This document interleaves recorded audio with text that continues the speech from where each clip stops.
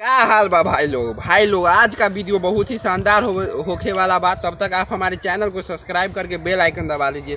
तो भाई लोग वीडियो स्टार्ट करने से पहले हम एक बात बताना चाहते हैं, यह वीडियो सिर्फ मनोरंजन के लिए है। आप लोग अपने दिल दिमाग गुर्दा लड़ा लहसुन में नहीं ले, तो बिना कोनो लड़वा लहसुन के ना शुरू कर जाए आज की बकचोदी।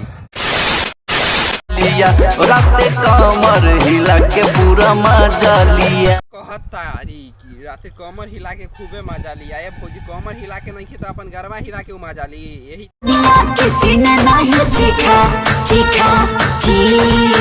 तो कैसे कहती है भौजी की हमर जवानिया अभी तक किसी नहीं चीखा। सरवा ये झूठ बोलती है। कैसे बताइए भैया कि हमर कैमरा मैन एक जाकर जवानिया अच्छा से चीख लेबा। जवानी लगे जान हो बुर्ज खलीफा। सब कैसे कहते आ रहे कि भैया ये जान तोहर जवानी है बुर्ज खलीफा। साला बुर्ज खलीफा रही तो हमू से में घुस जाए, मतलब दुनिया के मतलब 1-2 लाख आदमी में घुस जाए तो पर भी ओकरा के कुछो नहीं लगा। तो भौजी क्या कही भैया कहतिया भौजी के देले बारे दर्द मिलल बा खाटी मरद। केहू भौजी के कोई भौजी कहती है कि हमरा के देले ही नहीं खे दर्द मरद, एकरा के दर्द देले बा तो एकर खाटी मरद हो गल। समझे में नहीं आवत केकरा कैसन मरद चाहिए भैया सब।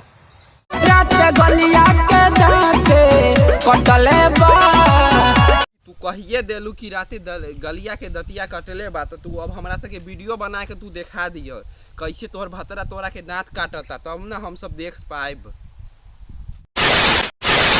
आई होप भाई सब की रउआ के हमार वीडियो अच्छा लागल होखी। ऐसे कहता रही आप लोग हमारे चैनल पर नए हो तो हमारे चैनल को सब्सक्राइब करके बेल आइकन दबा लीजिए ताकि हमारे नए वीडियो आप तक सबसे पहले पहुंचे। भाई सब तब के लिए बाय।